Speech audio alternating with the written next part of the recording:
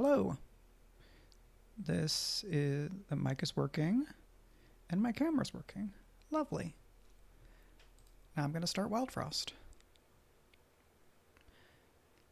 How is everyone doing today? I hope that whenever you are watching and listening to this, that the world is taking it easy on you, as the world has not been taking it easy on many people for a long time now. And I would much rather if things were nicer. I know it's a controversial take. I wish things were better. Here are some things I'm doing to try to make the world better. But I sometimes reach a relative maximum of being fed up with terribleness. And so sometimes I have to express this. I did not know this graphic was going to be so gigantic. Here we go. So this should be obvious to anybody that knows me, but we're just going to put that right down. Nope. Still too big. We're going to put that right here for now. So as you may or may not have seen, the Writers Guild of America West, but not just West, I guess. There's protests. There's picket lines in New York and in LA. So I think it's all of WGA. Every 3 years, WGA, the Writers Guild of America, does their bargaining with kind of a collection of networks and producers.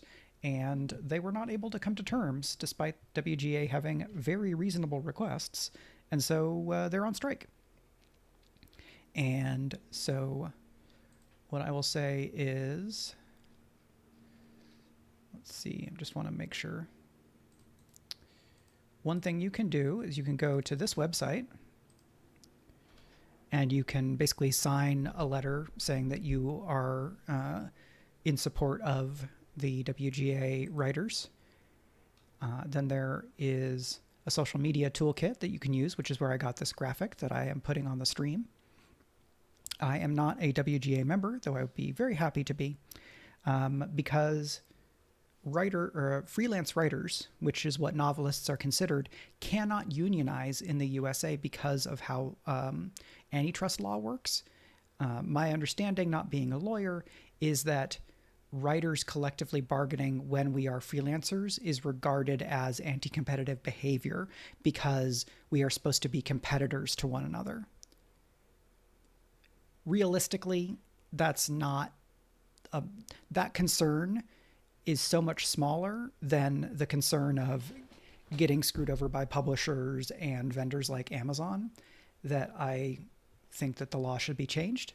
And in the next week, I will actually be on a panel at the Nebula conference about unionizing publishing. Now, a lot of that conversation is probably going to be more about helping people who work at publishers unionize and people at retailers unionize and things like that because of what options are within the existing law. But I hope to also talk about the barriers that we currently have to authors being able to unionize in the US and what would be required to make that change. So now we're going to jump over to the game, and then I'm going to add that image back. Where did it go? Nope, I didn't get it, so I'm just going to go grab it again. Pardon me as I have to make it smaller again.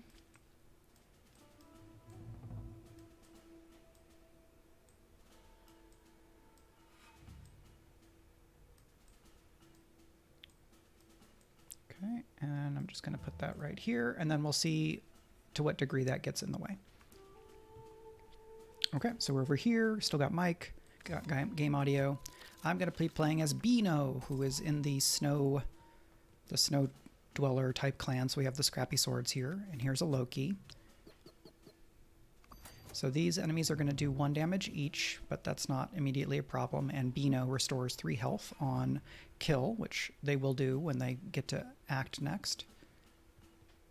I am going to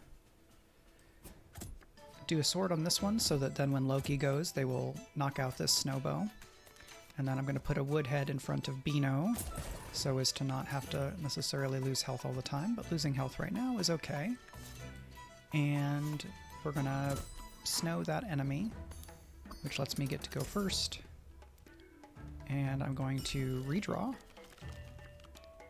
Alright, so on a Flame Water, I'm going to give you extra damage, which means you're more likely to get health back on kill, because you're more likely to do a kill. And we're going to snow. I meant to snow the Winter Worm, but that's okay. Because now the worm will take 4 damage from that Scrappy Sword instead of 2. And we're going to do that. Beano is going to get to hit this Goblin before it runs away. And let's go ahead and accelerate that. We'll get some coin. That. And now we've cleared everything out, so the boss comes in. Alright, I'm going to snow the Snow Knight, even though it gives it an attack bonus, because it means I'm going to have a better time and an easier time getting some attacks in. Loki will make it so that you take this Snowbow out on your next attack. Now we're going to snow the Snow Knight. As long as we can keep the Snow Knight snowball locked, then we're not in any trouble. Down to 1 health. I have a sword. This very first boss, almost never a problem for me anymore, because of the things that I've upgraded and what I've learned about the game. So we can get some money and a charm, and then friends, or friends, and then money, and then more friends. Let's do this one. And a charm. I'm going to hold on to the charm because I have only 1 companion right now in my pet character. Well, this only goes on clunkers, so there was no reason to wait, because travelers do not come with that scrap heart icon. It's a different card type. So I could deal extra damage equal to my shell, or when gain lost, apply spice. Let's go ahead and take Pyra. I take Fire Fist very often, so we're going to have some more variety in our game. Alright, Beano's going to be up here. We're going to want to get rid of the Mimic before this Frostinger can attack. And I'm just going to hit it with a sword. So Frostinger is going to attack in 2, which will lower my attack rating. I can snow this. And then the Porcupine is going to get to go, so I can snow it. And so now Beano is going to go right after the Frostinger goes. But I can count down my Beano, and then things look like that. Okay, I can't get rid of the Frostinger. I could put my Woodhead down, but I don't think it's worth it to just take 1 damage and lose one damage. So we're going to go ahead and get rid of them. And now the Beano is going to... my Beano is not going to get to attack until after this Frostinger attacks again, because their number is smaller, and I have an Ice Lantern to contend with. I'm going to go ahead and put my Woodhead down so I don't lose them. And then I'm going to redraw. I want to get rid of this Ice Lantern because it's giving +2 attack to all allies, and now these Frostingers are much less dangerous. I think I want to get rid of this Mimic here, because otherwise I'm going to get hit several times. Losing attack on the Woodhead is largely irrelevant. So when Pyra goes, Pyra will add 6 spice to Beano, which will drastically increase the chance that they will kill an enemy on their turn. I'm going to use Sunrod here to make it so that Pyra will go earlier, so that Beano's next attack does have that bonus. And I don't think I need an attack bonus right now, so instead I'm going to switch this.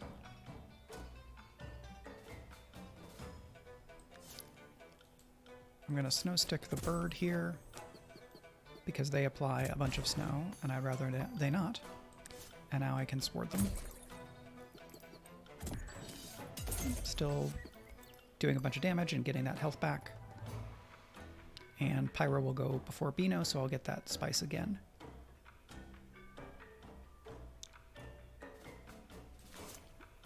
Let's hit you with a sword. You are going to go soon. So let's move here and reserve you and count you down. So I want to move Pyra back here because if I don't have an ally ahead, her ability is useless. And let's sword this Frostinger. I didn't have enough damage to make it so that that Beano would be able to take this Frostinger out in one hit, so I'm gonna snow you. All my friends are slow. This becomes tricky. Alright, I'm gonna make you go faster. So now the Ringer is gonna attack for 5, and neither of my characters can survive that just yet. So I'm going to reserve you, and I'm going to snow you. So Beano's going to attack and do a ton of damage. And you're snowed again. So here's the order of operations going on. Hello, the kids are asleep. The Ringer gets to attack before Beano does. Ringer would knock me out. So I could snow the Ringer, but then Beano, who can kill either of these enemies, will gain some health back, but won't get to do damage through to the Ringer. And I think that is ultimately what we need to do. So they go up to 7 health. They can take 1 and then 5, and they'd still have 1 health left, so that's okay. And I can put Loki up here to take 1 of those hits. You're going to attack. If I use a scrappy sword here, Loki will knock you out, which is good for me. And then I can move Beano down so that they do some damage here.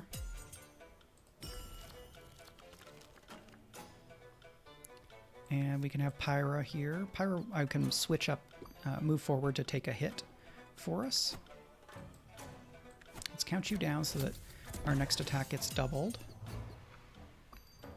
You're going to hit for 5, so we're going to move Pyra ahead. And I'm going to give Beano a damage bonus. Okay, let me do this. And you're going to attack for 0. So let's go ahead and get their double damage off of the sword. Now everybody has the damage down, but Scrappy Sword will defeat this enemy. So we didn't get anybody knocked out, which is good. So we were rotating people through, getting reserved and brought back in. So this is a new event type where I can get cards for free, quote unquote, free. But every card that I take, I think I gain a junk card, which in this deck doesn't really do much. So we can do Gnome Traveler, Charm, Shade Sculptor. Shade Sculptor will let us duplicate a card. 2 merchants in a row is a little bit suboptimal because we use the same resource for both of them. So let's go to the Gnome Traveler. This is newer.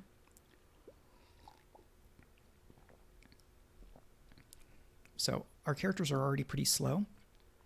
I don't think I want to do Blaze Tea. And Heart Mist Station for me does not do quite enough to justify taking it. What charm do we get? We got a Bomb Skull charm. When destroyed, deal 8 damage to enemies in the row. So I can put that on Woodhead here.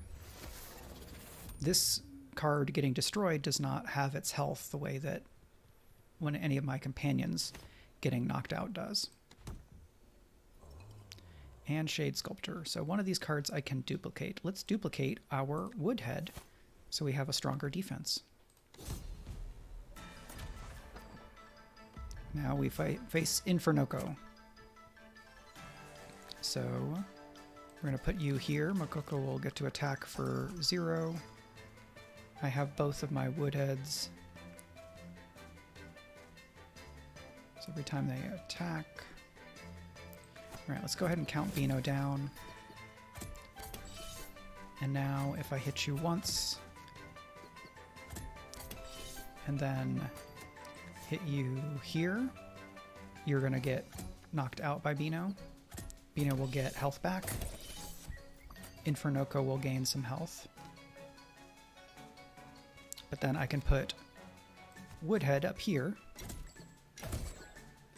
And the Explode takes your health down by a whole bunch right away. And we're going to put our second Woodhead up here. This is the Great Row because it'll do damage to all of these. We're going to put Loki here. Luckily, this count only goes down, the scrap goes down when they take damage, not when hit, because you can hit for 0 damage. It is charming, yeah. I really dig this art style. What I found is in roguelike deck builders, there's not a lot of animation, and so just the painting art style means a lot to me, because I'm going to be staring at a board a bunch. I can add this. Alright, so now everybody's going to attack. I can't redraw, but I can snow the Infernoco so that they go later. And that blows up Infernoco and moves them into their second phase. In second phase, they gain 1 attack every time they activate, but also attack. So if I upgrade your damage, then the next time you attack the Frostinger, you will destroy them. I'm going to snow you, because the slower you go, the less your damage goes up, and that's important for me. Absolutely lets the creators be more whimsical. I think that's a great way of talking about it and thinking about it. All right, so my wood buddies are all done, so that doesn't matter yet. I'm going to put you here and put you up here. Destroy you. Oh, I probably wanted to be able to get that kill. So let's snow you.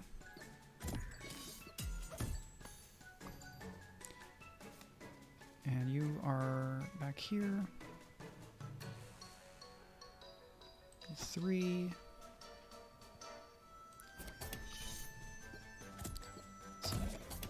My Loki gets knocked out, unfortunately, and now I can redraw. So I want to put Bino up here. We're going to go up here, and then hit you like that.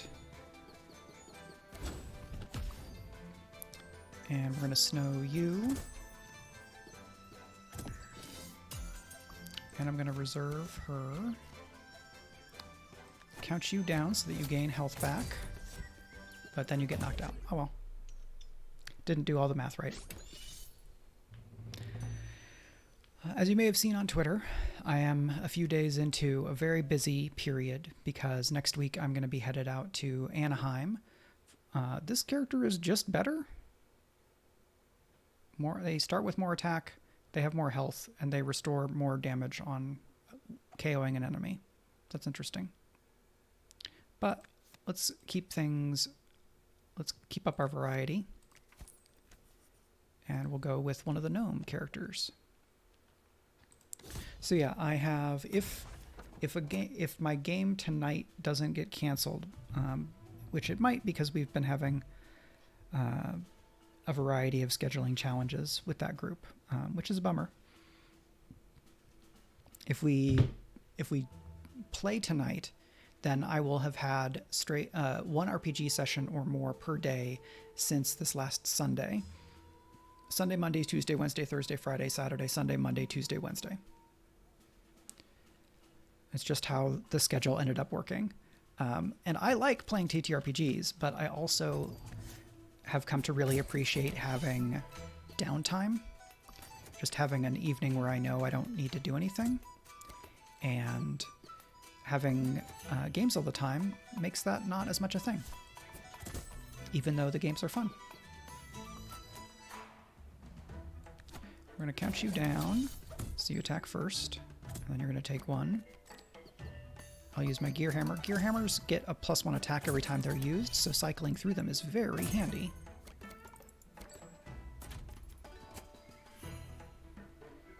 Right, so this is when hit, so I think Junk might work, but let's go ahead and do this because I still have a 5 countdown to get the worm, and Nibdil will go first. So all I need to do is deal 2 damage to this winter worm, and Nibdil will sort things out for me. And let's see, I'm gonna do that.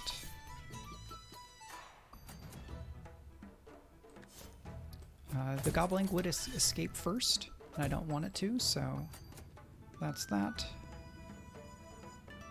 I can just use this. Right, and now the boss. So the snowbow is going to do something. We'll use the flask of ink to make it so that your text about gaining attack when something is snowed doesn't exist anymore. That junk does nothing, so I'm going to reload my hand. And we're going to count Nibdil down and increase attack so that they will KO the Snow Knight next time they get attacked. Alright, and I can snow you. And then you're done.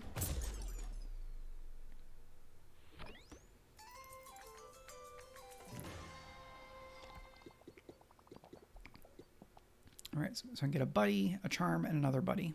Let's do that. Alright, so we have trash and draw.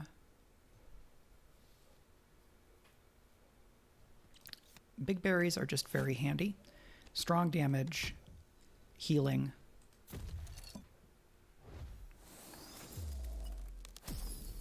Okay, a sun charm.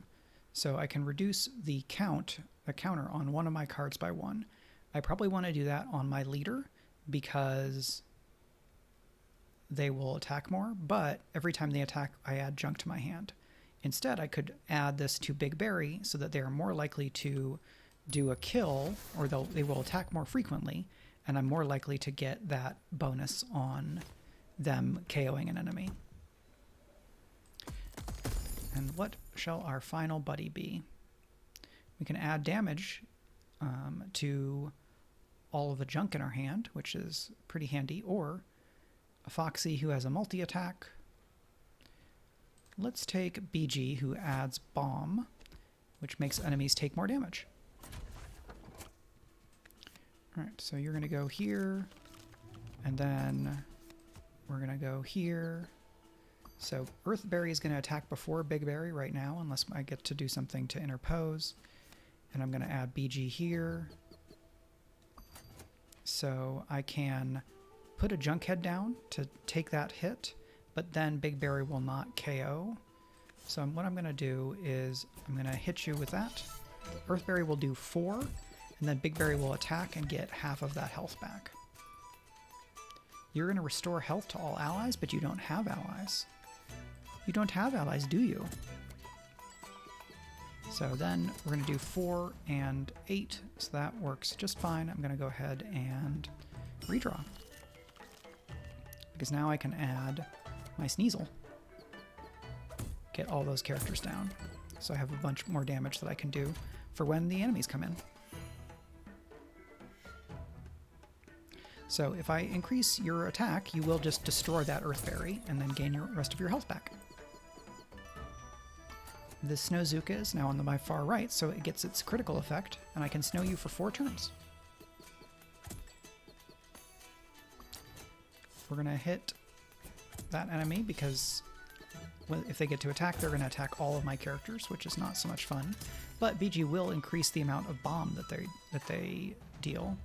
So I'm going to move Nibdil down here to spare them the damage. And we're going to Gear Hammer the Earthberry. So now BG does 3 bomb, as we can see.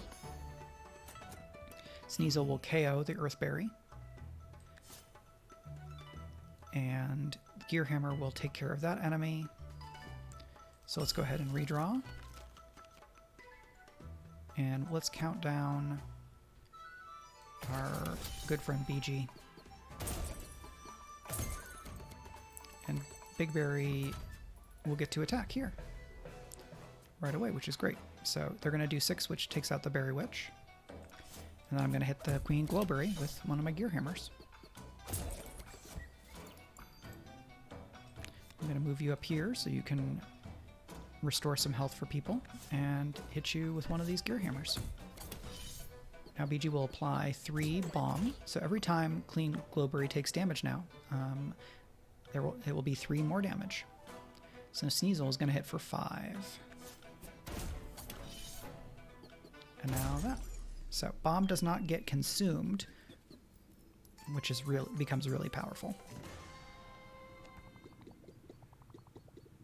Okay. Treasure, Shade Shield, Boss, Charm Merchant. So I have my maximum followers right now, which means well, 2 merchants or no merchants. Let's get some bonus cards. If this card is really good, I can duplicate it. So I want to get a recycle card because recycle lets me use the junk that I gain to get a benefit. What do I want to duplicate? Let's duplicate our Snowzuka. And then we can gain another card. When an enemy is killed, gain money, add 1 Frenzy, apply 4 bomb.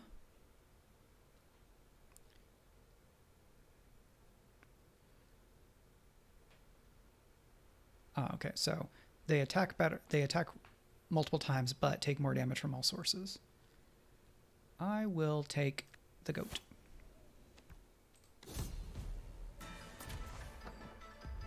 All right, Bamboozle. As boss, they are a 2-phaser.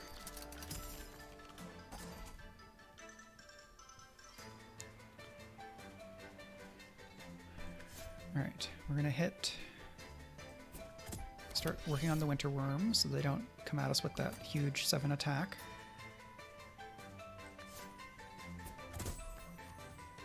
Snowbow attacks for 1. Junkhead comes in.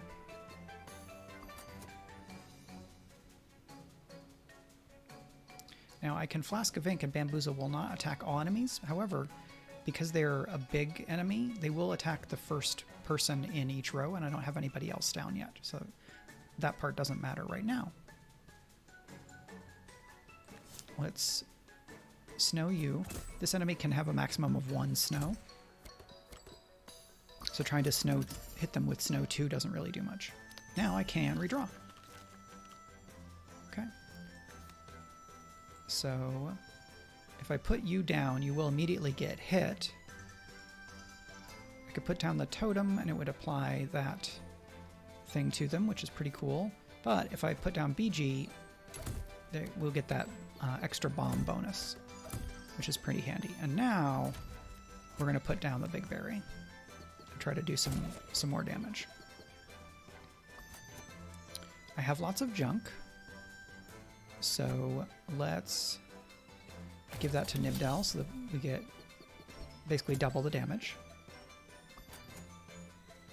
And if I put down the Totem of the Goat, it will apply to either one of these enemies, which is not necessarily what I'm looking for.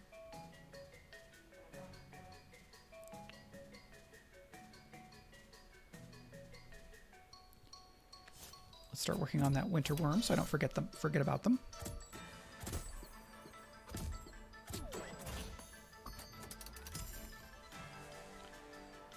This will send Bamboozle into their second phase.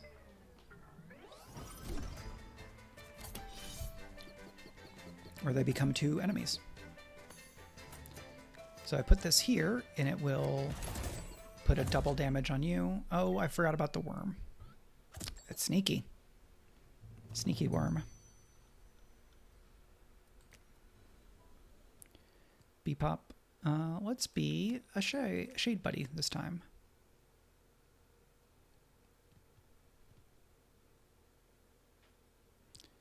Bushu is probably not great for this type because this faction wants to summon friends and then let those friends get KO'd. So let's have a Snoof instead.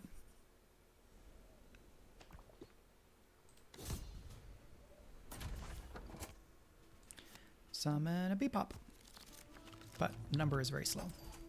So in the meantime, I will need to do my own thing. Let's see. This Sunburst 2/2 does 1 damage. So it's not, there is a trade-off compared to the one from the Snow Buddies. All right, and I can knock you out so that there's no snow. I can take 1 damage here, that's fine. I can do a bunch of snow to you. And let's eat 1 damage in order to be able to start summoning our buddies.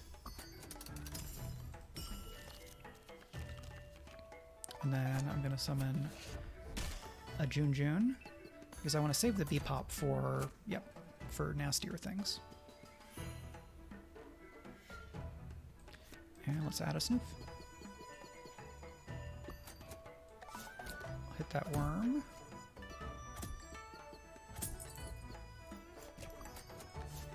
Every time a summoned creature activates, they do lose 1 health, which is something good to know. Let's redraw.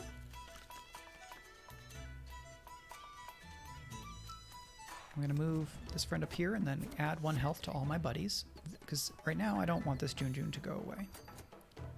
And I can hit you for 4. And then I get another Bebop. And the Snoof will get to attack next turn. So I'm going to move my Bepops to the front so that they take hits for me. And I'm going to start doing damage to the Knight. So that damage exploded, knocking the other 2 out. We get the blades. And I'm going to be funny and pop my Bebop so that it... Oh, okay. The enemy has to be the one that does that. That's good. A good reminder before I get into the harder parts.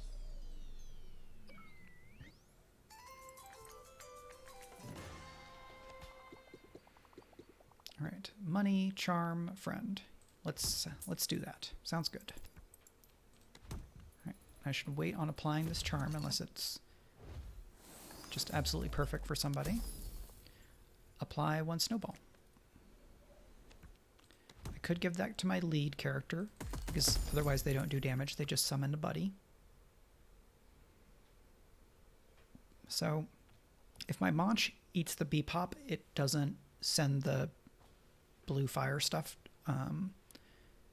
so that's not so great.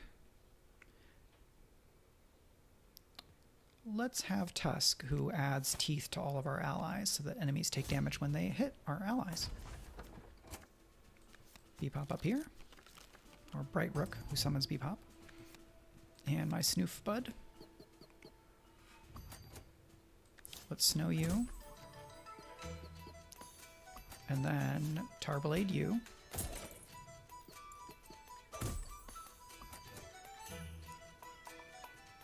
And let's do that so that you summon your Bebop, and then when Bulbhead attacks, it will just explode. And we're going to put down Tusk so that we get that cool exploding. And a Jun goes here. I do want to pop this puffball so that they don't add on their poison. And I hit you with a Tarblade so that you don't get to activate. You will apply 4 poison.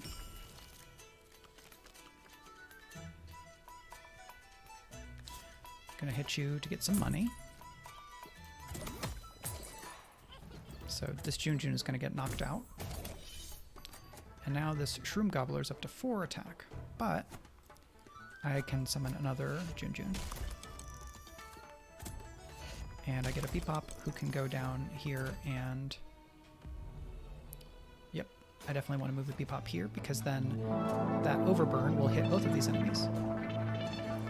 Hello, Potato Witch Plays. This looks like the sort of game I could lose an entire weekend to. Absolutely. It has become my new, I just want to not deal with the world for an hour game. So that's very cool. And thank you very much for joining us today and chatting. Also, I want to say thank you to Glenn Kentwood for following the channel. Thanks so much for joining us. Okay, Shroom Gobbler's going to hit the Bebop. That is going to do 4 here. So I want to start reducing your health so that the shade will activate like that. So you're going to hit for 3. Let's snow the Shroodles, sorry.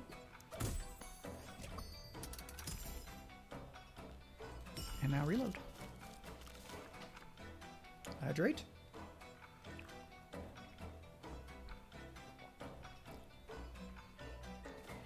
Alright, so you're going to go in 4, but you're going to take 2 first. So if I do that, you will expire.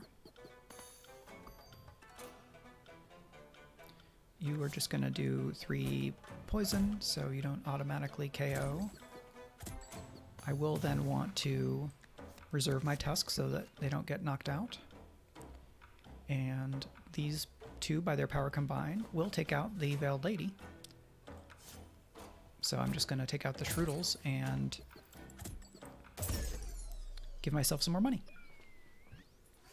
Nicely done. Good job, team. Okay, money, or card, money, shop, card, friend, shop. I have 2 friends, so let's get another friend.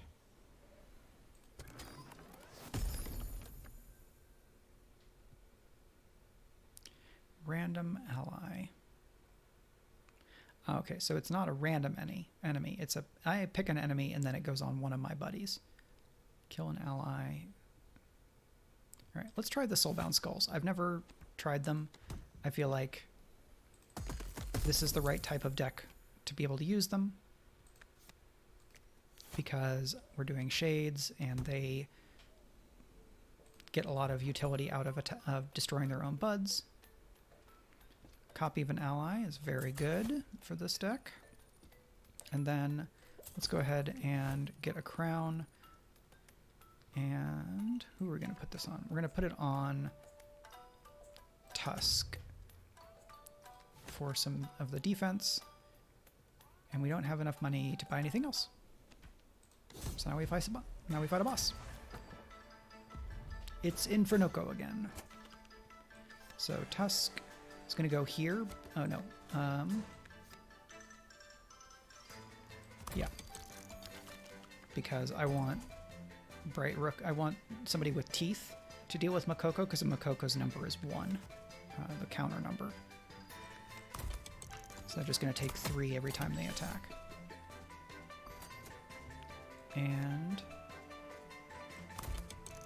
now there.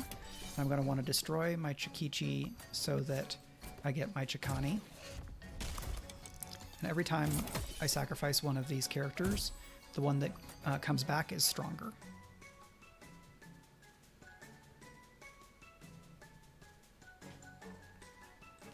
And we are going to snow you just long enough that I can take out my Chikichi or heal them. Here we go. So we do this, and then we get our stronger one who has 6/6. All right, let's. Oh, I want to wait on the Soulbound, so let's summon a copy of Chika-san.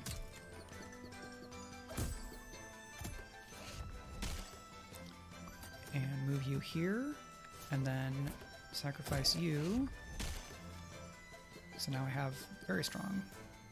So you're going to attack, which means I don't want that. So let's sacrifice you and get the bigger one. So then you're going to attack for 8. You're going to barrage. I don't want you to barrage because you're going to knock out my Snoof. So I'm going to reserve my Snoof. And I'm going to Tarblade you. That's fine. Knocking out the Bebop is cool because it hits you. And then Infernoco switches phases. And then the Chikashi will get to attack this turn.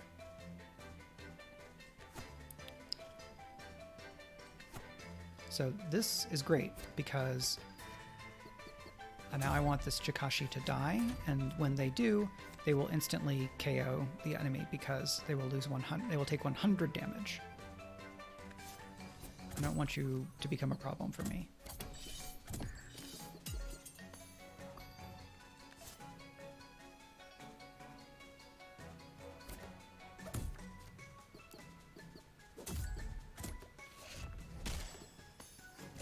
Okay, and now you're going to knock out both of these characters, and that should be the end of you, but I want to make sure that I'm not missing something that might make me die.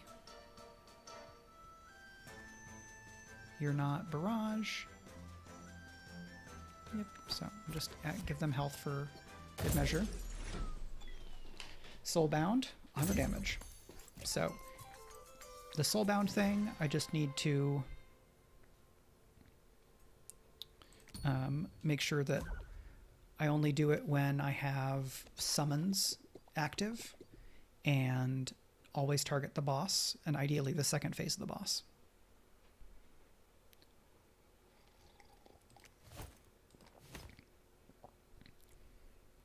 So I could get a buddy to sub in while my injured friends are hanging out. And I could lose some cards. I don't want to lose cards because of how tar blades work. So let's go up here. Increase damage by 2, barrage, consume. This is not as good in a summon deck because when I replace the Chika cards, they become a new card. So let's do a Frost Bell instead. So apply overburn equal to damage dealt. That is really good with my Bebop. But we have Bread, which turns a card into a consume card. Cloudberry Charm, restore 2 health on kill. Okay, so I could add that to one of my characters. Gnome Charm, add 1 Frenzy and gain Aimless. Frenzy on my lead would be cool because they would summon 2 Bepops. But I think the Azul Battle Axe is better because it combines more seamlessly with my leader character. Summon Leech on other sides. Summon...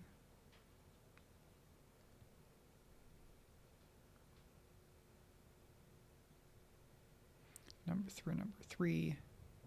Trigger when ally attacks. Let's take a Leech Mask. I don't think I've had a Leech Mask before. So this Grumps, when hit, reduce attacker's damage by 1. So I can put you out here because that will give me that. And I'm going to put a Leech on their side. And then I can put Chikichi down. And I can, let's see. The Leech will attack and do 2. When I summon a Chikani, it should have 4 health. So if I do this, yep, so you can survive the 1 attack from the Leech.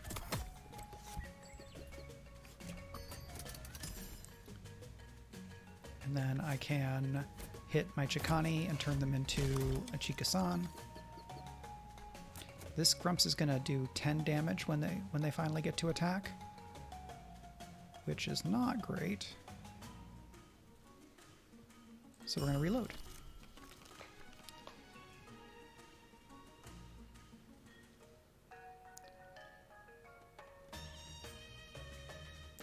So Battle Axe gains money on kill. I could kill the Leech, but then the Leech wouldn't get to do the fun thing that they do. So let's get a second Chika-san.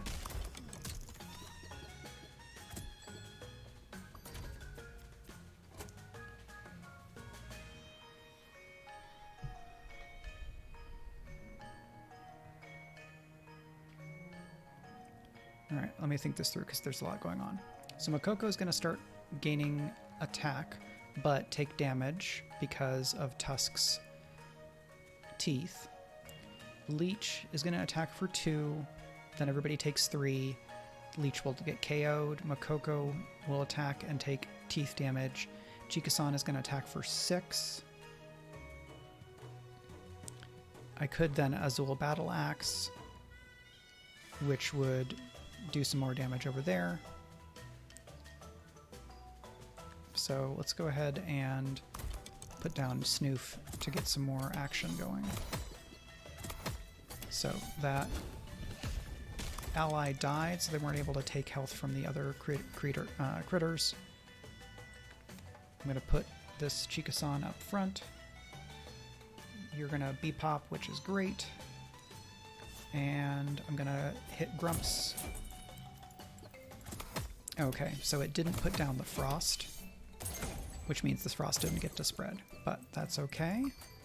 You're going to do 3 and Snow. I don't care if you do Spice. So I'm just going to barrage you so you don't actually do anything. And you get snowed. Just get a little bit of money from you. Okay, you're down to 4, you're down to 2, that's fine. And now King Moko. So Moko comes with a bunch of allies. When you hit King Moko, apply 3 spice to everyone in the battle. So that's enemies and allies. Makoko is attacking the Chikasan.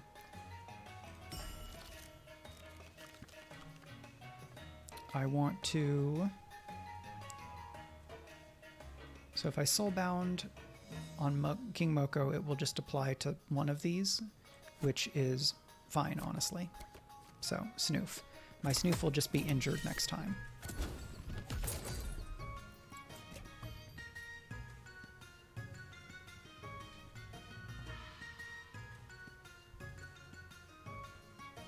Or I try to just destroy King Moko on my own. So let's see what we can do. What I want to do is put Snoof up here in case... Yeah, so Pepper Witch will knock out Snoof, which will destroy King Moko. Or I find a way... Like, so I could put a Junjun down here, which is fine.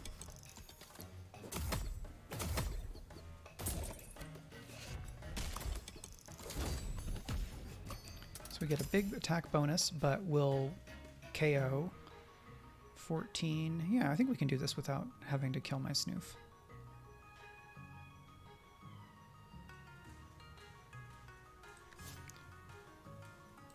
If I snow you, then Chikashi gets to attack like normal. I basically need to kill Moko before Moko gets to attack, is how this boss fight has worked out for me in the past.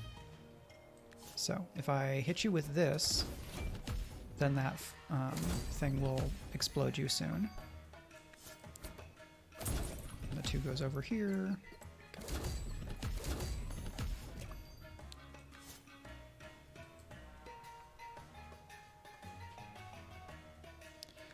Reducing 2 damage is nothing in the situation we're in right now. I can redraw. So you're going to do 12 damage, which is enough. So that's great. I'm just going to Tarblade you, and then everybody does more, and Snoof. So, because they're soulbound, the Snoof is going to get injured regardless. But Tusk has now recovered. Oh, I got some achievements. Big hit and bigger hitter. I think that's do X amount of damage at once. So we got 2 of those in one go.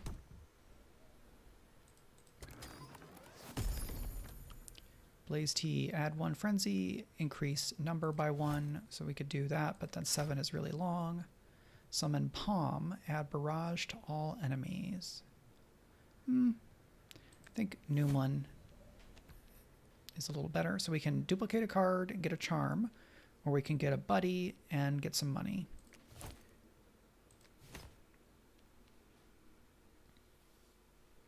Let's duplicate a card. What do we want to duplicate? We can duplicate the Battle Axe. We could duplicate our Junjun. Let's duplicate the Battle Axe, because it does 3 damage on its own, which is almost as... When I use a Tarblade, 3 damage is pretty good. 4 damage is great if I can make it happen. All right, so we have something that will apply a snowball. If we put it on Snoof, Snoof will do 2 snow instead of 1, which is pretty cool. I like that. And then Goat, apply 1 demonize when you attack. We're going to put that on Chikichi. And it should, now if this demonize does not carry over to the summons, then it's not as useful, but we'll find out.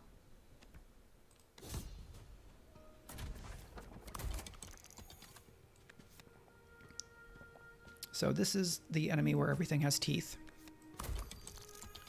which is not awesome to me. So I want to take out Marrow because Marrow is the one that gives teeth to all of their allies.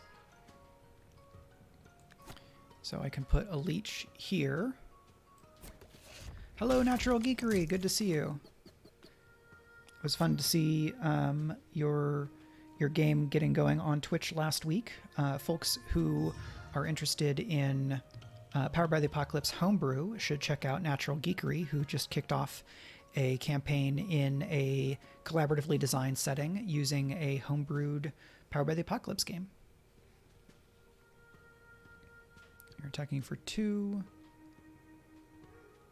This is consume, so I don't want that. All right, I'm going to go ahead and just do the damage to Marrow. You're going to attack for 2. I'm going to do that. You take 2 health from everybody, which is great. You're going to attack for 2 more. All right, because I want that mask to be duplicating my other buddies.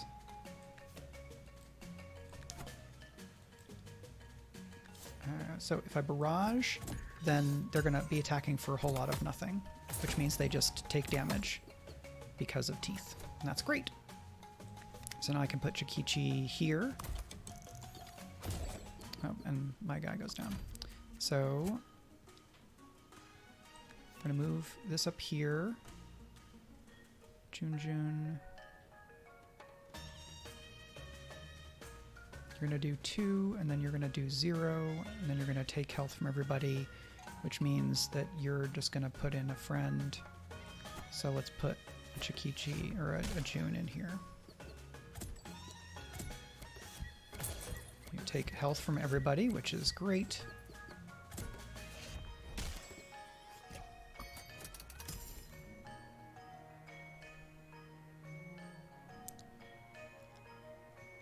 I want to get something that will let me destroy the Chikichi in order to start building up the stronger characters. Yep, Chikani. But Chikani does not get that demonize, so using it is not the best of ideas. I have the skulls, but I don't want to use the skulls yet because the boss isn't here. And this is, I guess this is not a consume card. Interesting. But it's a random ally. Yeah, let's go ahead. Why not? All right, actually, I guess we can do this. Do 3, and then the soul burn hits for 3.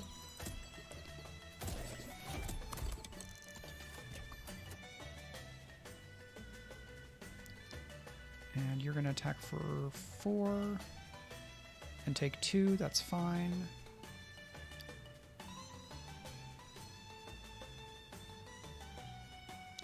I would like to do something that lets me heal my people. So I'm actually going to snow you so that you don't go for a little while. And now we reload this. The boss is going to show up soon, so I want to... So you're just going to get knocked out, which means there's no soul burn, and I will gain... I don't gain 5. I don't gain the coin. Well, I do gain coin on kill, even though it's an ally. All right, so I want to get to soul burn. We're going to do 1.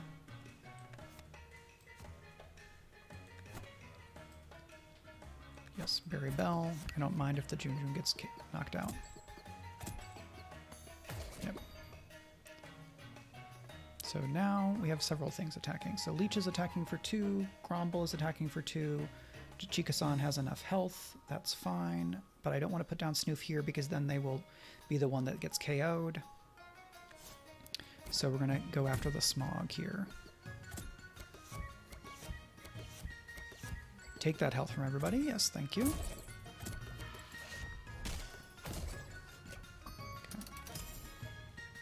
Why did you trigger so quickly? Oh, you counterattack. Right. Okay. That's a bummer. I still have my Soulbound option. So I can do this and it will hit both of the enemies. Pop, pop.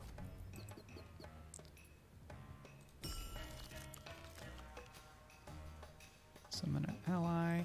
So I can just do this because it will go on B-pop and they get exploded.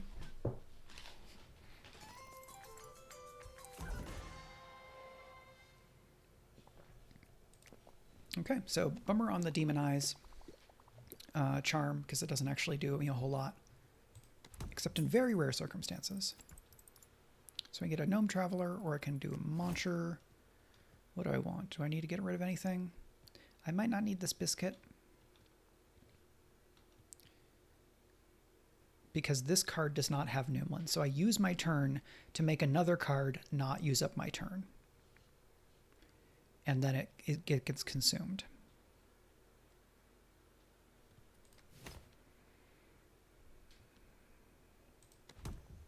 So I think I'm going to feed that to the Muncher. Do I need the Leech? I like the Leech. I don't think I need the Berry Bell, even though that's basically my only heal. Yeah, it has been quite fun. I don't know how much this takes in terms of like processing power, because it's just like a roguelike card game. Not a lot of some animation, but the visual style is very cute, which I dig. We're going to take a drum, and then I do need one more buddy.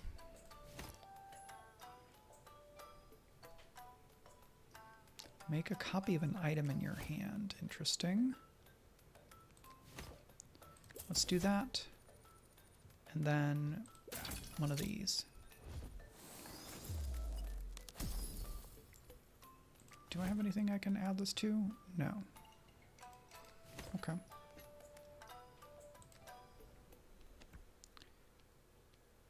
We already did the snail. Now we have Crunker, who does, instead of having health, has scrap. So that number just goes down anytime they would take any amount of damage.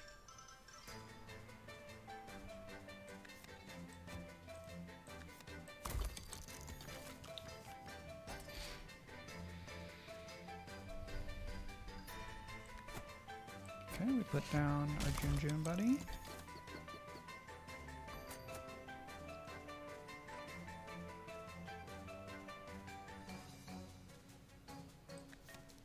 Here's a Snoof. I snow you. So you just hit there and take one from that. You're going to attack for 3 and apply 2 snow. I don't want to do that because you are smackback.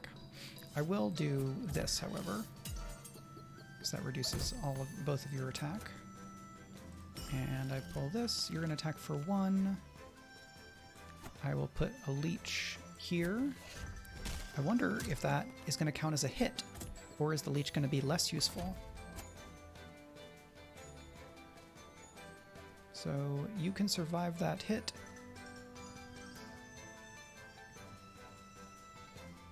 But if I count you down, if I do this, can I not summon a Bepop? No, the Bepop goes there. Great.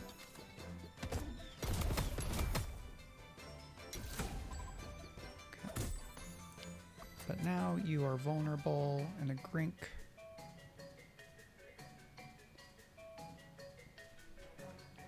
You're going to attack for 2.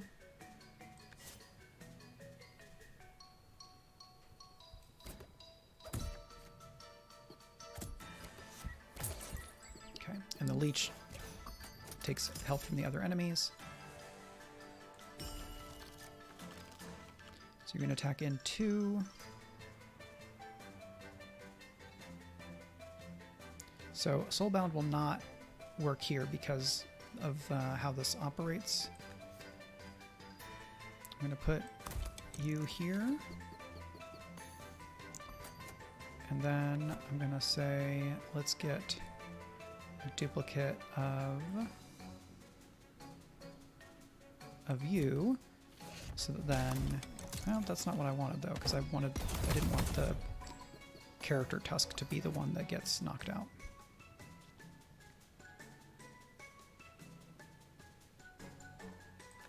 Okay.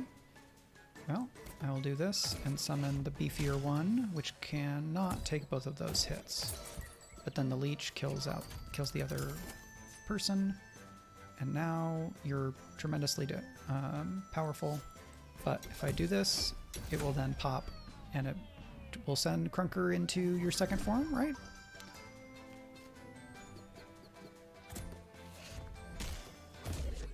And then my person goes down.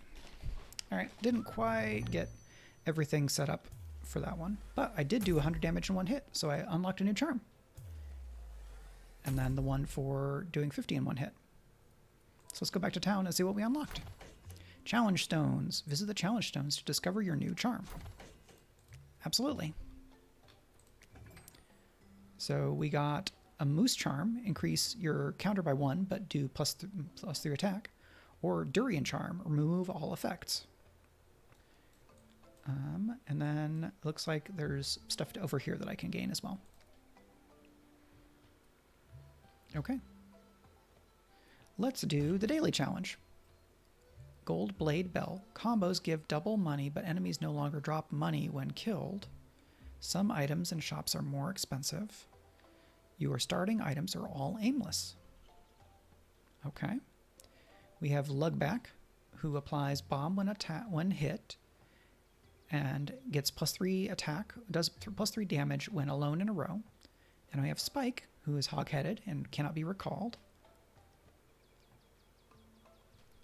All right. Mostly the daily challenges are fun because they kind of provoke a different playstyle. I have not been especially try hard about trying to win a daily challenge because I haven't won the main game yet. Apply 2 to the attacker.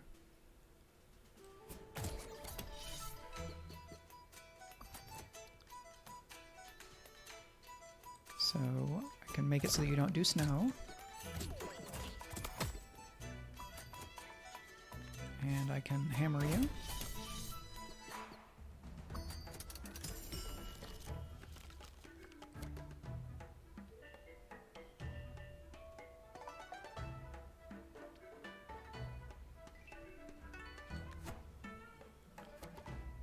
Requires 1 junk.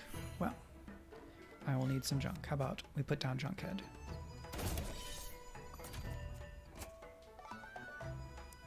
And I will leave Junkhead here until I need Lugback to be taking hits or using Fury. Let's snow everybody.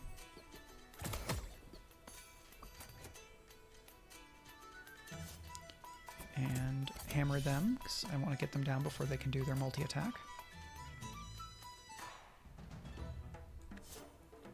And we can snow the goblin. And we'll get some more money.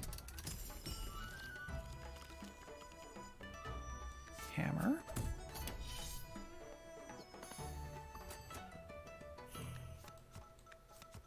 So now you'll do extra damage. And I can hammer you.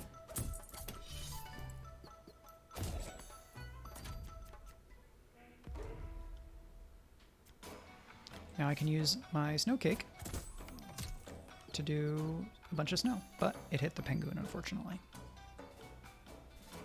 So I'm going to apply that to the attacker, but that doesn't do a whole lot to me.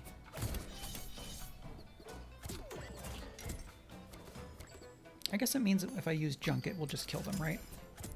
But it didn't hit them because these all have aimless, which is less fun for me. It definitely reduces your ability to be strategic about this.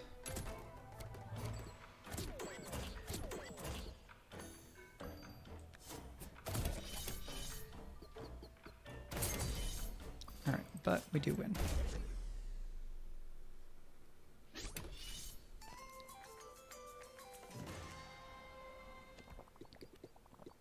All right, so items and charms. Let's get some friends, because my items are not dependable, thanks to being aimless.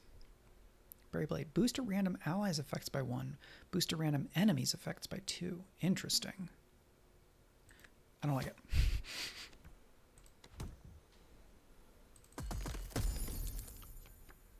Snobble, Krego, I guess. Like Eggo waffles.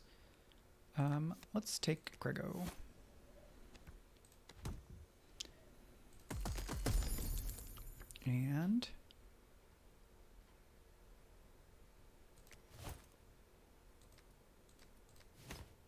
And Fulby. Applying bomb means having friends that attack more often is more useful.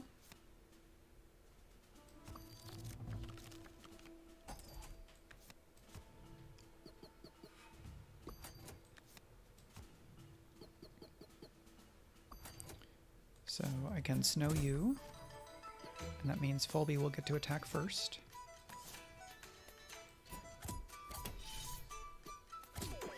Now bomb on the Berry Witch. Now you will only be able to attack for 1.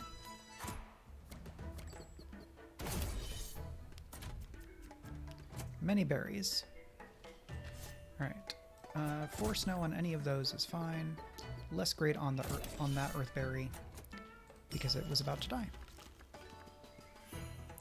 You have 7 health. So we can do that. Nope, I wanted to hit this one. That's not how aimless should work. Alright, Junkhead can go here and take a hit for me.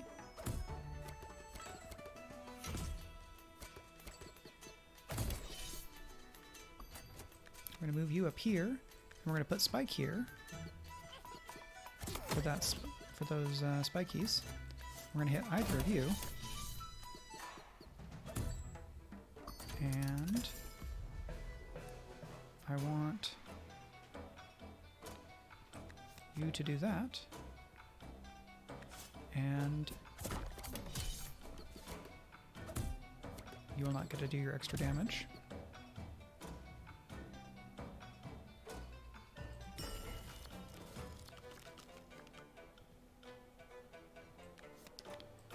We're going to do Berry Blade, which will heal Lug back.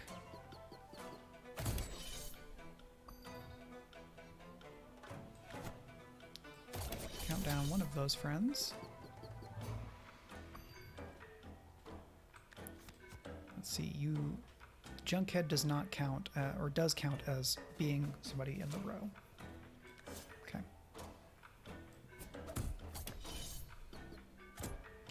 So they get to heal first, which means that Lugback does not KO the enemy, but then the Gear Hammer does.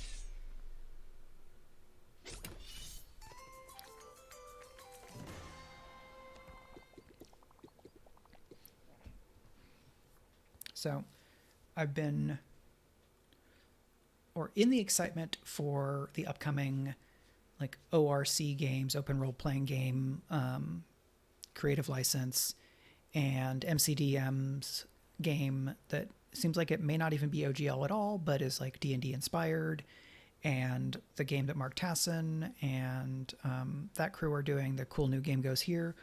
I've been digging into other D&D stuff, and I was reminded that this Dungeon Master's Guide 2 is the one that introduces or has like a more comprehensive rules for skill challenges in 4th edition. And I have definitely been part of the 4E reevaluation in looking at what 4th edition was doing and some of the things that were pretty cool about it. At least one of those being that it made the classes more equal, even if it made them more similar. A thing that's cool about that, I have not seen you before, you're great, is that high-level fighters got to do really cool mythic things instead of I attack 4 times, which is cool, but it's not as mythic warrior hero as I might want when a high-level wizard is like, I use the wish spell and rewrite reality. Or a high-level cleric is like, this god is my bro, and they're going to destroy you now. I'm also somewhat inspired by the White Wolf game Exalted, where the characters started out kind of mythically powerful. And I really like that game. There is some challenge to that game because part of how it shows mythicness is just with very big dice pools, and so it becomes a little bit cumbersome to manage.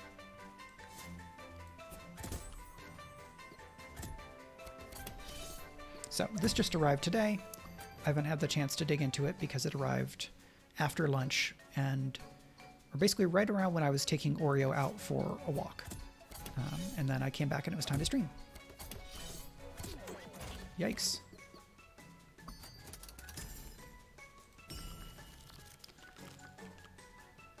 Go, please be healed, friend. All right. You can take a couple of hits, but only a couple because of your built-in bomb.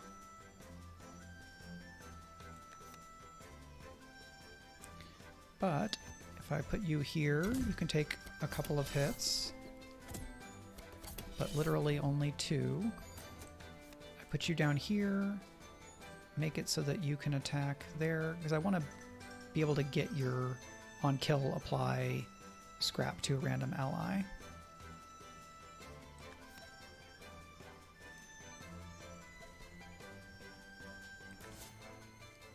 Well, snow, that's the one that's not great.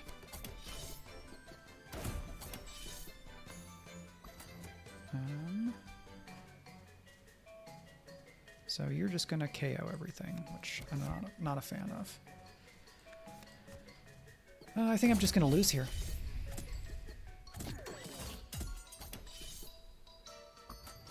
Because I have not... like, everything is aimless, so I cannot kill the things I need to kill. Oh, that's frustrating. Okay.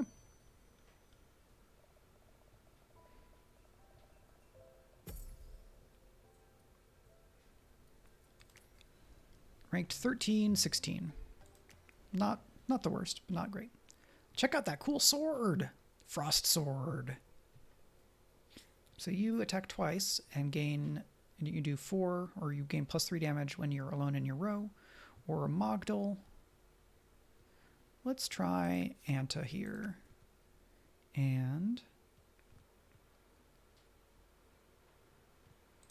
Loki, because they're both purple. And that's perfect, unassailable logic.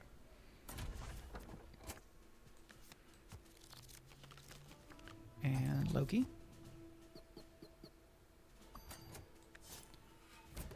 So I knock you out.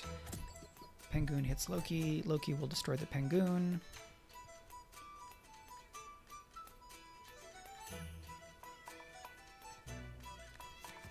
Just gonna increase health here. Then, let's see, that doesn't do anything, but the snow will do something.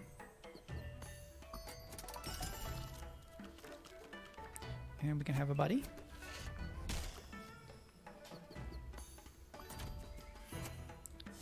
I can hit you that way. And that should reduce your damage by a lot, but it means that Junjun is going to get you. And then I can do that and gain some more coin. Big Peng. I'm going to count you down so that you're going to attack sooner. And you're going to go here to reduce the damage on Big Peng. Take out one of those.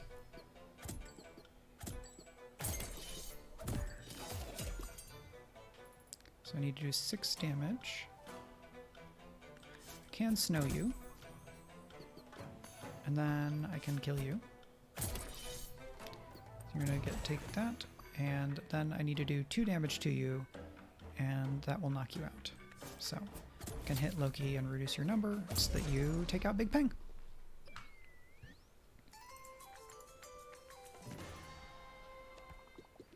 Alright, friend, card, friend, charm, money, friend. Alright, I'm going to go 2 friends because my leader has a number of 6, which is not great. We'll do a Snobble. Frost and Snow is kind of a control deck type thing. Getting a Bebop is great because that card does not consume. So it's kind of a slow deck. Groff is great. So Groff only triggers when an ally is sacrificed. And sacrifice is when you kill your own unit, which mostly I want to do for on my summoned characters. Like this. So Bebop goes there. Groff goes here. I want to move you here. You will take the damage. You will apply 4. Groff will then attack twice. And I will...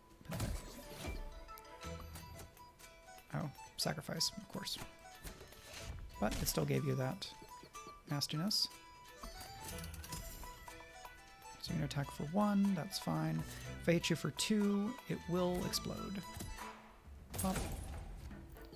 So hitting for 1 is not a problem. And you're going to do 2 snow. So you go up there. You're going to go down here. And, yep, let's go ahead and activate Groff.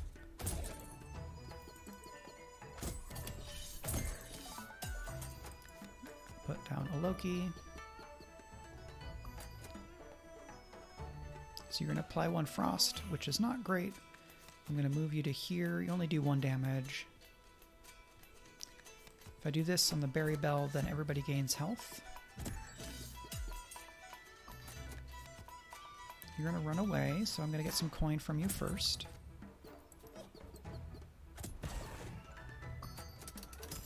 So you are going to take double damage. I'm going to put a Bebop in front here.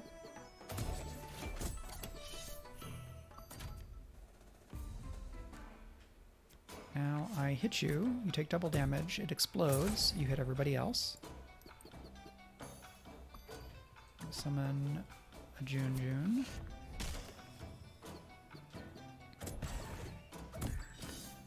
That reduces Bumpo's damage, which is great. We're going to Frost you.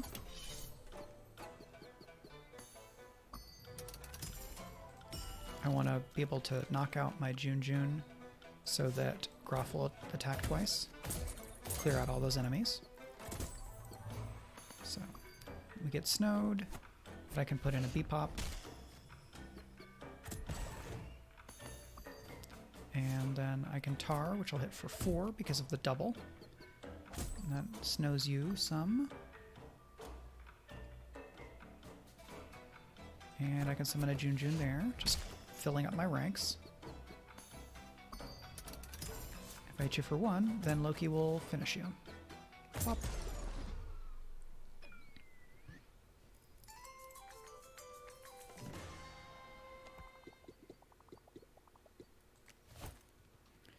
I can duplicate one of these cards, which could be pretty cool. Get a charm. Let's do a charm. Yes, I was playing it last week, and I agree on the vibes combo. Boost effects by 1. Interesting. To whom can I give this? I can give this. So this would apply 2 Demonize or apply 4 Frost. Count down by 3.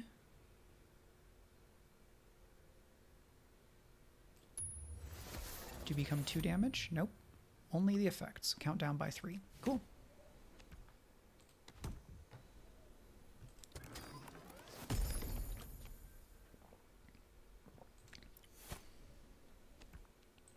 And now we have 91. coin or bling. Do I want... So if I could give Groff a crown so that Groff starts in play with me. That definitely increases my attack capacity by a lot. You drop this king. Oh wait, could I afford that? Was that 11 or was that 21? Yeah, 21.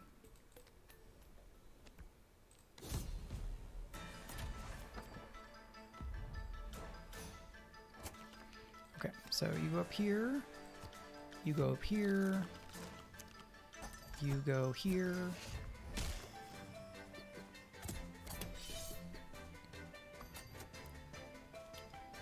And Loki goes up here.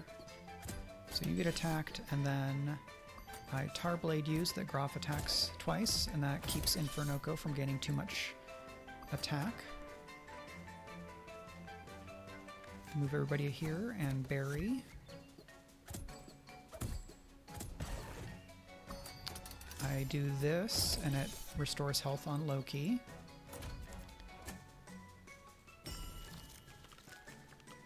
I put Groff down here, and I'm going to summon a Bebop.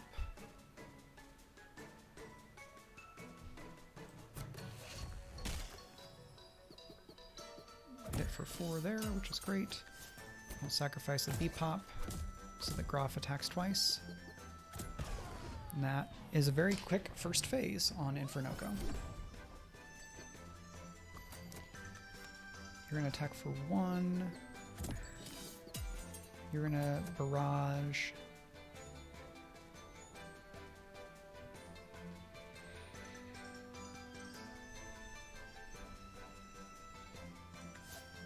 Let's snow you.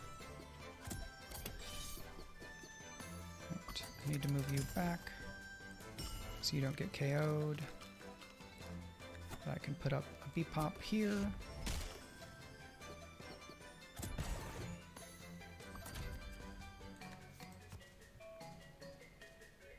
Alright, so that will attack twice.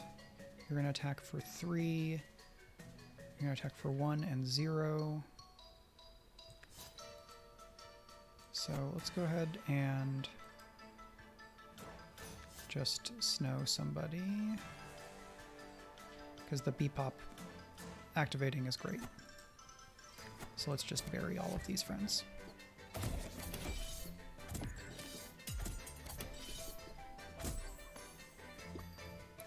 So I can destroy you, so you don't barrage everybody.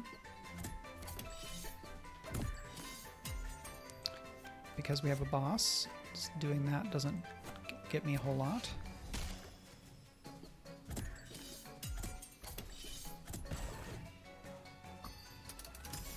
And I want to reserve you and sacrifice you so that Groff attacks twice.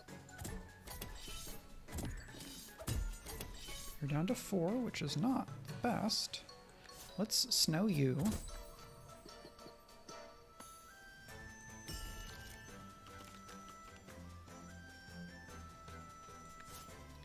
That will give me some health back.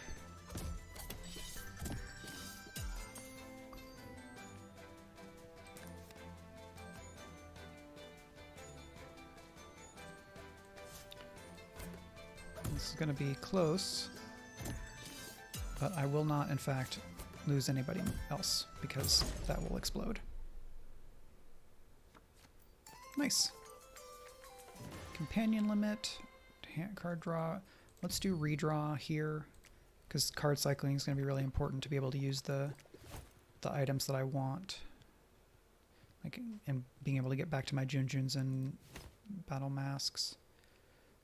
Buddy, we have 3. But I don't know that Snubble is not necessarily carrying a bunch of weight here. So let's go this way, Shade Sculptor.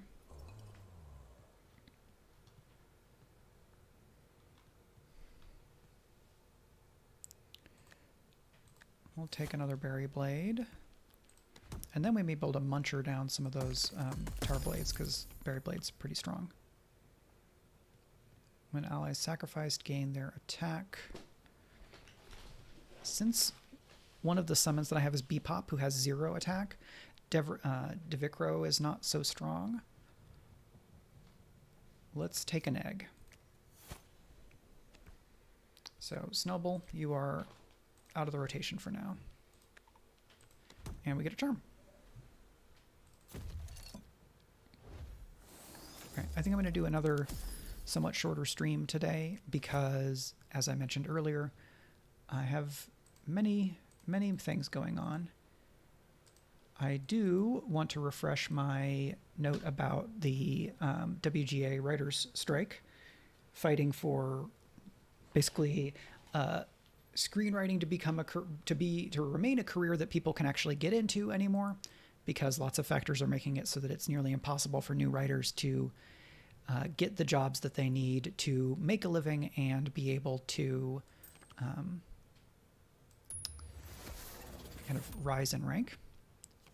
There's also stuff about residuals and AI writing, which is probably going to become really important precedent because the Writers Guild of America, screenwriters and film writers are basically the writers in the US that have the strongest bargaining power because of how our legal system works.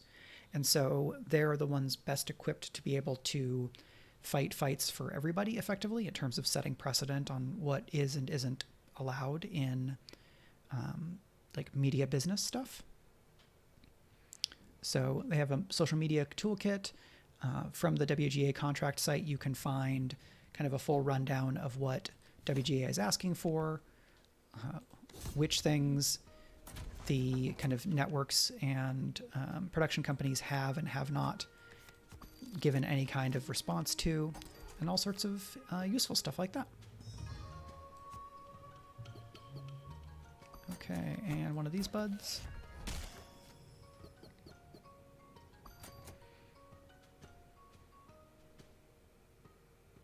Yeah, the residuals are absolutely out of whack, as you say, Rudnell. I've seen from, I think, more than one comics creator that, or there's one creator specifically who, I believe, created the idea of the Winter Soldier, like brought Bucky back as Winter Soldier, and gets more money from that film, Captain America and the Winter Soldier, as residuals from having a cameo in that film with one line than they got from anything else being the creator of that character with regards to the film, because of how Marvel's like creator rights go. And that's connected to film, if not as immediately evident to, but it's pretty emblematic. Recovering health. Who wants to recover health here? Let's do this so that you reduce a bunch of damage. And I can do this to do a bunch of damage to you.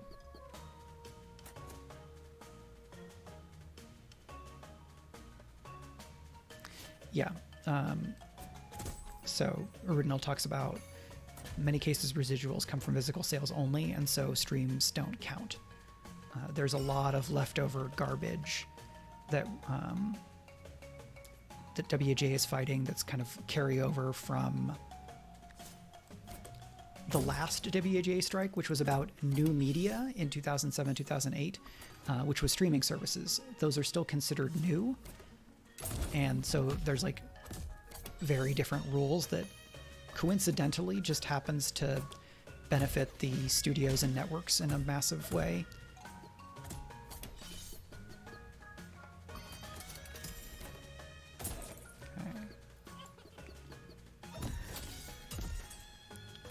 Let's get you back here. I want to take care of these grogs.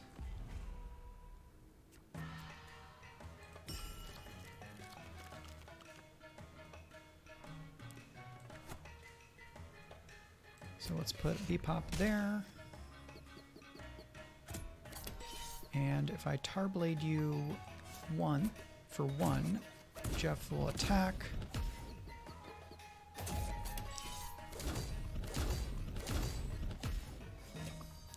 So you're going to attack for 16, you're going to attack for 20, you're going to attack for 19. I may have doomed myself. Unless I do this and Groff can attack for enough to win. Yes, very nice.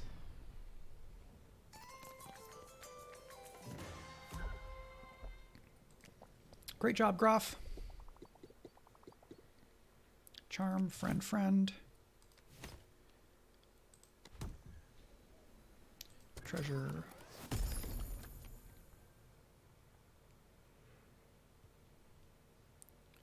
Let's take the snow cake.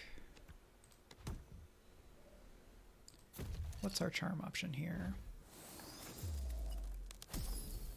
Apply 1 snow. So we can make this be 4, or we can have something else also apply snow. You can apply snow.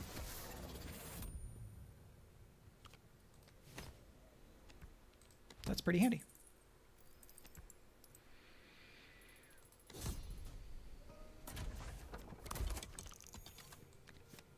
Yeah, I think that's a really good point, Arudnell, that a lot of these streaming companies are producer, publisher, creator, and broadcaster. So that vertical integration lets them kind of create benefits for themselves at the expense of other people involved in the process.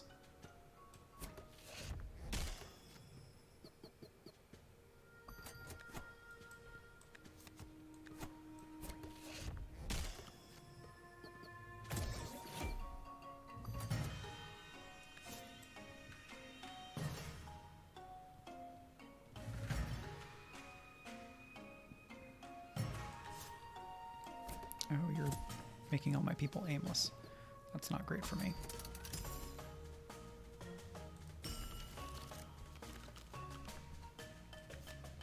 Egg, egg, egg, egg.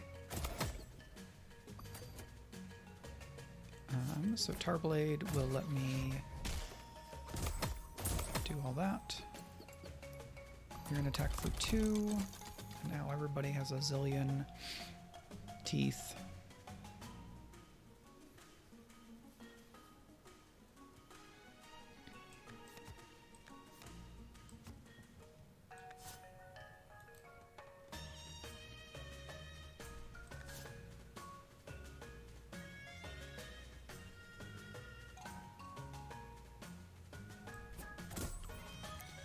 So you hit for 2.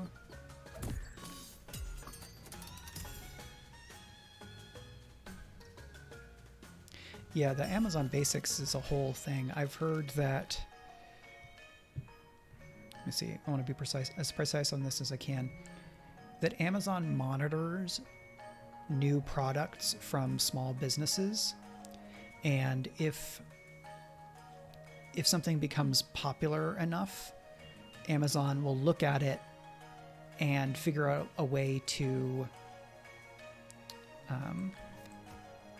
make it themselves as an Amazon Basic, which they then prioritize in their search.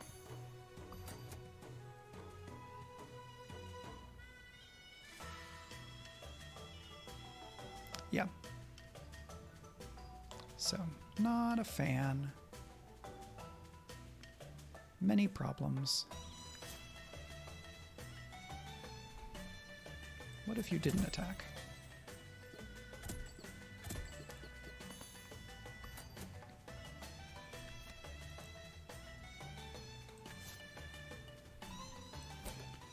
Okay. So that knocks my friend out, which means I'm down to Beepops and Junjuns for my summons, which is not great.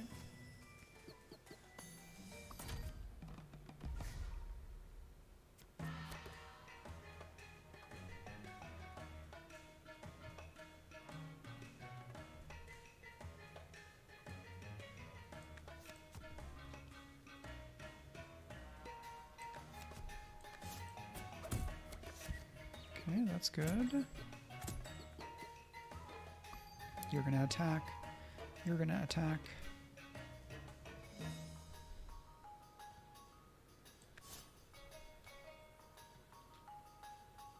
I want it so that your one attack is enough to defeat that enemy.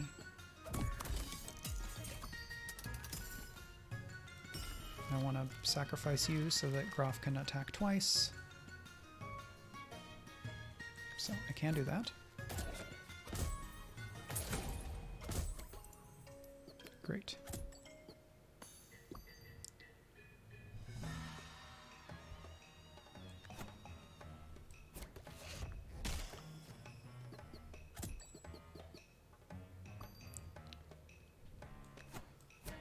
How about a Bebop for you? Why doesn't it apply to the Pawpaw? Oh, because you have to explode first, right? So you're gonna attack for 1. That's fine. I can snow you, so that's good.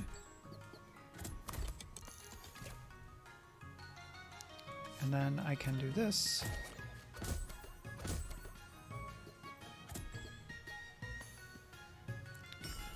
Okay, you have 7 counts left. You're going to attack for 4 on one of these. I can Berry Blade to restore your health. That's great. So you're not attacking for anything. Berry Blade you.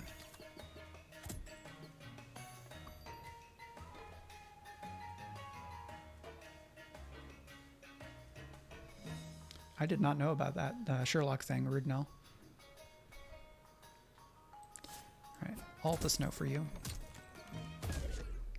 Oh, the Smog got to attack again. Alright. Alas. Let's try one more quick thing. What can I do that's fun? Let's try you with your junk thing. We're gonna draw.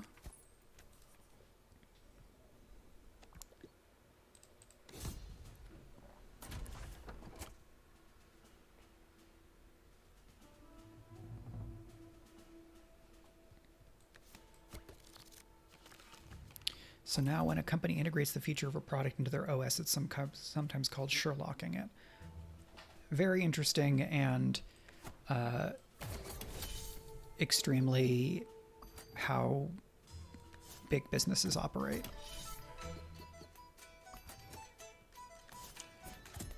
My extreme lack of surprise at that being a thing.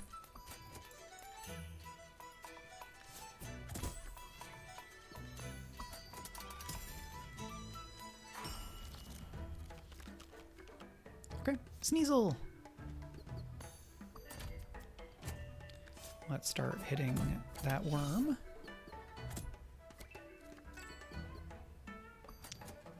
Let's hit you. Knock out that one. So you're going to get to attack again, which I don't want. So I'll make you go away. Gobbling. I'm just going to give up on that money.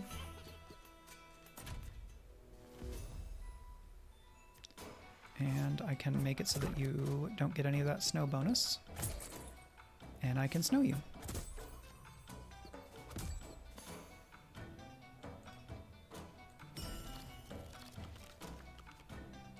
I've been playing Jedi Fallen Order, the second game following Jedi Survivor, which follows Jedi Fallen Order, which I believe Arv has also been playing, or I've seen Arv playing on his channel.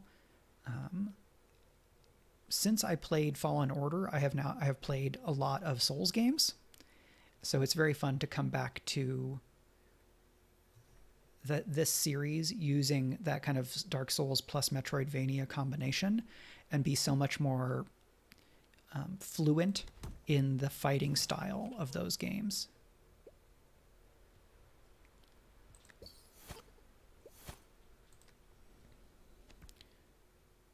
So I've just now reached the point where I've gotten to areas where I get to a checkpoint and then I have to fight. I have to get, take 3 or 4 or 5 lives to then get to the next checkpoint because of the difficulty of the enemies along the way and having to learn their their capabilities in a more substantive fashion. Yeah, none of you are consumed, so I have to wait. But it is fun to have enemies that are more difficult because it's, you know, the challenge becomes its own engagement.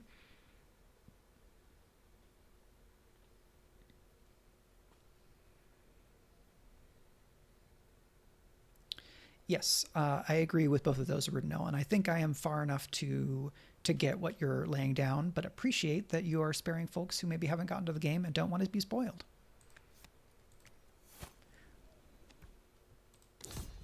It has been very fun to see the characters that are involved. I like the characters in the first game. So far, I like the characters in this one.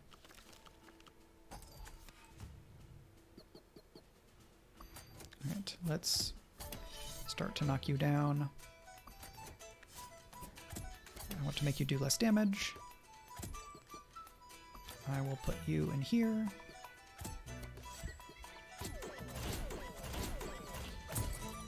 I want to give you one attack because that will make you very strong.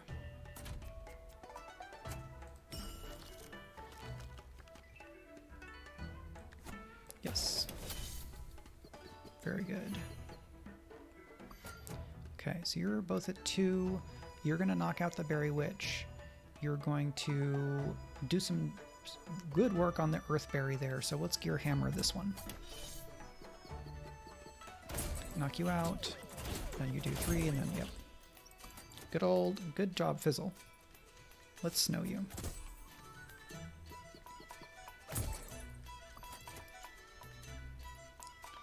You're going to do 2 damage each to these characters, so I'll move Fizzle down. Fizzle and Sneasel, that's an interesting combination. I wonder if that's intentional, or to what degree that is intentional.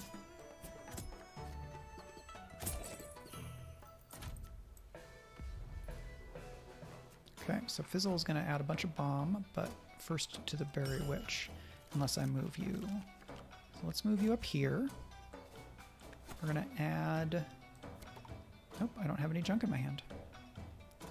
Well, let's start smushing the Berry Witch. Move you up here. Hit you with that. You're going to do 7 damage. Now you're going to get the KO. I make it so that your ability doesn't exist, and you do damage. Cool.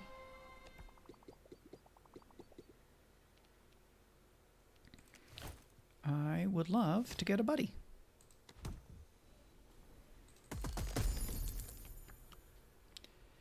Apply 2. Adding more bomb is interesting. We'll see how that goes. Trigger a random ally. Yeah, let's try.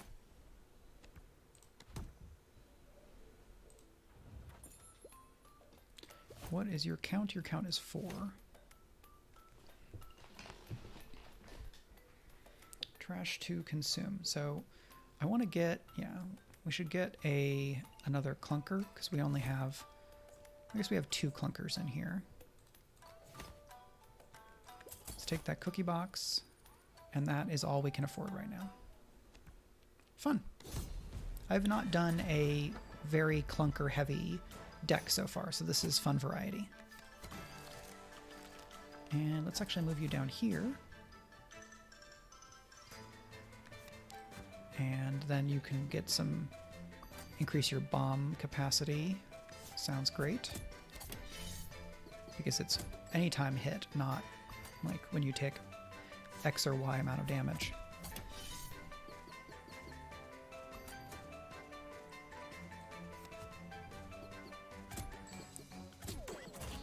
Oh, applying 4 bomb. Fantastic. Let's snow you.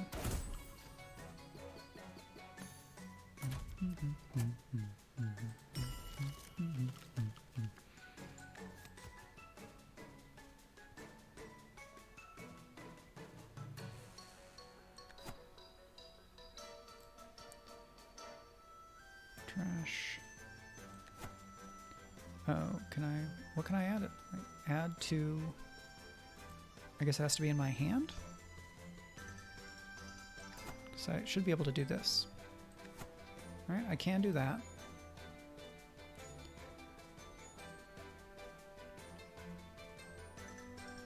But I don't have junk in my hand. Yeah, it's going to be 2 hits, which I don't want.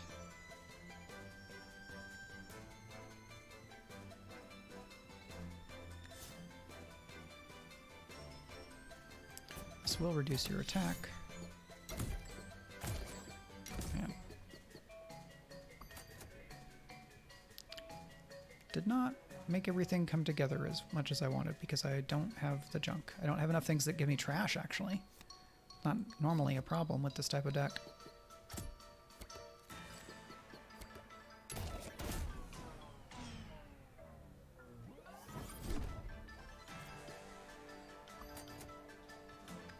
Okay, but now I do have the junk head. Okay. Nope. I guess I can only do it with in my hand.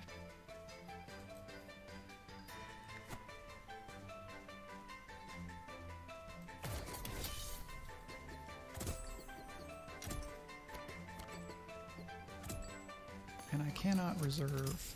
I can reserve those buddies. Great.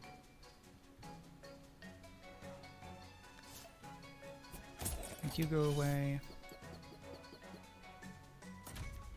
And now this other winter worm is going to go. Yeah.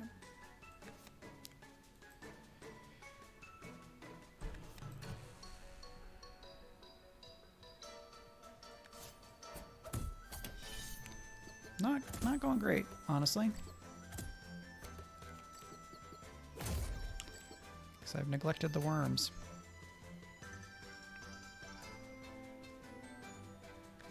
Alright, I guess I can put you out here and you'll take a hit for me.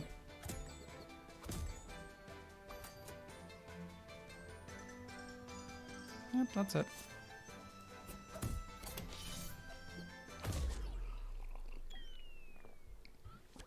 Alright, not my best run. Had some promise, but I didn't have enough way to generate junk, strangely enough. But I think I can come back around and do something not too dissimilar to that in a future run.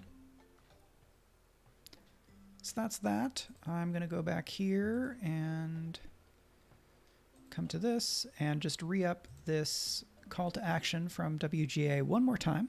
If you have a few extra minutes and want to take a look at that and sign, they also have a media kit where you can download graphics to like put on as your profile picture or to put on any social media feed that you have. Increasing visibility is great because it shows the networks as well as the populace that there is support for the strike, there's support for the writers. It keeps the strike kind of in the headlines. We want to make sure to tell the workers' story because the networks and production companies have greater and stronger access to news outlets for the most part. And so they're going to kind of shape the story toward their own benefit, be like, those needy, demanding writers are greedy and they're asking for more and it's disrupting your television. Like they're gonna try to tell that story uncritically when we know it's garbage. And a lot of people who remember the 2007 strike remember having been told that. I certainly do.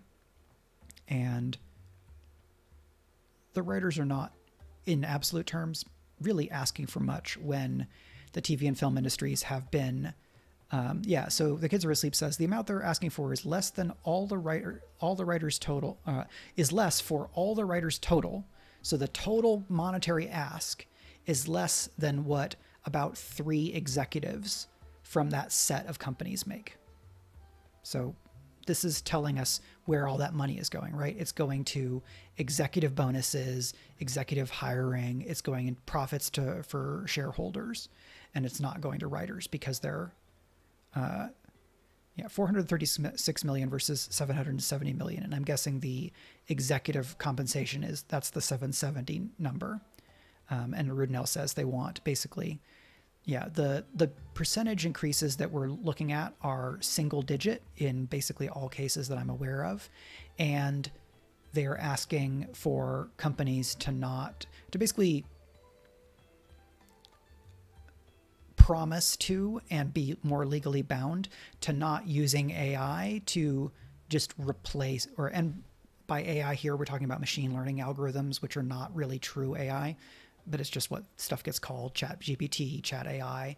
And there's asks about writers' rooms, which are very reasonable because the way writers' rooms are being constructed by a lot of companies and networks now, they hire fewer writers than before, ask them to do more, pay them less, and employ them for a shorter period of time so that they can then also pay them less in another way.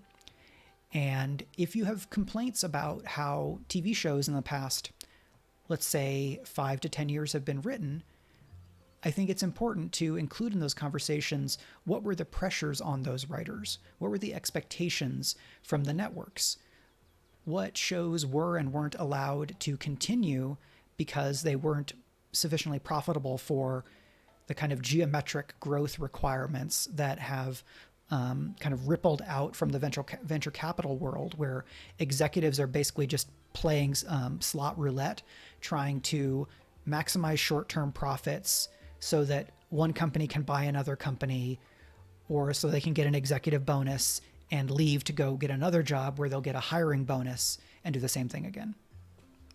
So this is a great opportunity to practice solidarity, to learn about how workers in a important entertainment field are impacted by what's going on and how stuff has been operating.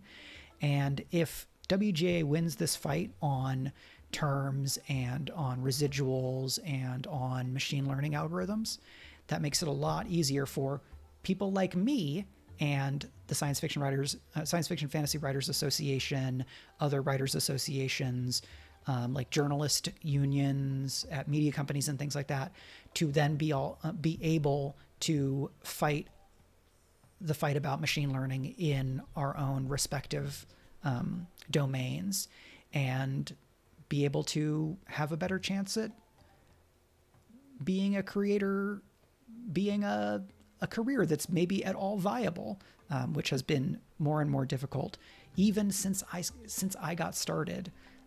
Self-publishing has created a lot of opportunities for authors, but 70 to 90% of the market is Amazon, and so they dictate terms, and people have been complaining about the Kindle Unlimited page rate going down recently because Amazon can just do whatever they want. Who are you going to go do business with? The Barnes & Noble marketplace isn't as well developed. The Apple marketplace isn't as well developed in ebooks compared to Amazon. So there are a lot of fights. The WGA fight touches on a bunch of different things that, like, I have talked about on streams across the last couple of years, and intersects with a lot of other fields, because the entertainment industry touches a lot of other industries, because it touches costuming and video effects and marketing and so on and so forth. So that is that. I will leave that there. Thank you so much to everybody for hanging out with me. Thank you to Arudnell X4, to The Kids Are Asleep. And I'm just going to, it's scrolling both of them. That's very funny. To Natural Geekery, to Potato Witch Plays, and to Glenn Kentwood for hanging out and following. I'm going to go to my outro thing, and I will try to see you on Friday. I'm not sure. Like I said, very busy week. But thanks for hanging out with me. Have a good day. Bye.